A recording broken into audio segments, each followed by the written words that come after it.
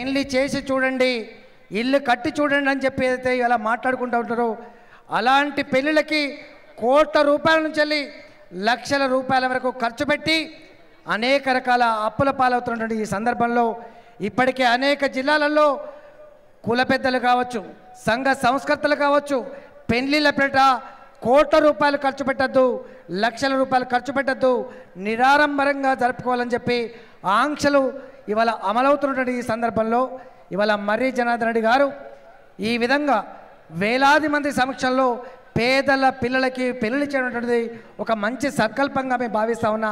ఇవాళ గౌరవ ముఖ్యమంత్రి కేసీఆర్ గారు ఇలాంటి వాటిని దృష్టిలో పెట్టుకొని గతంలో తెలంగాణ ఉద్యమంలో భాగస్వాములు అవుతున్న సందర్భంలో పేదల పెళ్లిళ్ళకి కష్టమవుతుంది అని చెప్పి సాయం కోసం కోరిన సందర్భంలో వారు కన్నీళ్లు కార్చి సాయం అందించడమే కాకుండా ప్రభుత్వంకి వచ్చిన తర్వాత ఇవాళ ఆడపిల్లల పెళ్ళిళ్ళు చేయాలంటే చాలా కష్టంగా పరిణమించిందని చెప్పి భావించి ఇవాళ ఎస్సీలకి, ఎస్టీలకి, మైనార్టీలకి, ఆ మైనార్టీలు వాళ్ళు క్రిస్టియన్ వాళ్ళైనా, ముస్లిం వాళ్ళైనా, సిక్ వాళ్ళైనా 51,000 రూపాయలని పెళ్లి పందిరిలో ప్రభుత్వపరమైన కట్టమిచ్చి ఆదుకోవాలన్నటువంటి దానికి ఇవాళ షాదీ ముబారక్ కావచ్చు, ఇవాళ కళ్యాణ లక్ష్మి పేరిట ఇప్పటికే అమలవుతున్న విషయం మీకు తెలుసు.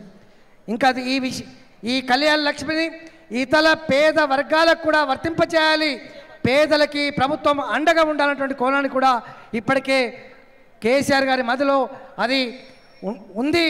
రాబోయే కాలంలో ఈ మంచి సంకల్పానికి, మంచి కార్యక్రమానికి, ఈ మంచి శుభకార్యానికి ప్రభుత్వం తప్పకుండా మరీ ముఖ్యంగా కేసీఆర్ గారు మీకు తోడుగా ఉంటారని చెప్పి మనవి చేస్తూ ఉన్నా.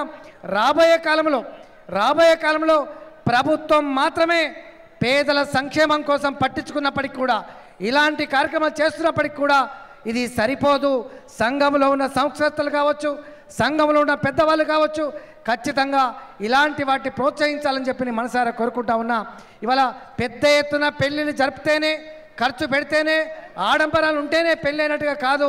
ఇవాళ మనసు ఉండాలి, మానవత్వం ఉండాలి, కలిసి ఉన్నటువంటి గొప్ప గుణం ఉండాలి తప్ప ఈ ఆడంబరాలు ఎప్పుడు కూడా శాశ్వతం కాదని చెప్పి నేను మనవి చేస్తూ ఉన్నా.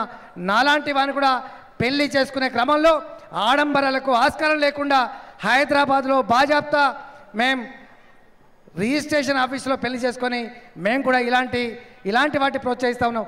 రాబోయే కాలంలో పెళ్లిళ్ళు అనేటువంటి పేదవాళ్లకు భారం కాకుండా ఉండే పద్ధతుల పూట ఈ కళ్యాణ లక్ష్మి, షాదీ ముబారకే కాకుండా సామూహిక వివాహాలకు కూడా కేసీఆర్ గారి నాయకత్వంలో ఖచ్చితంగా రాష్ట్ర నలుమూలలా ఇలాంటి వాటిని జరిపించి ప్రజలకి ఒక కోణాన్ని, ప్రజలకు ఒక దిక్సూచిలాగా నిలిచేటువంటి ఆస్కారం ఉందని చెప్పి మనసారా కోరుకుంటూ ఈ కార్యక్రమానికి గౌరవనీయులు గవర్నర్ గారు రావడం జరిగింది.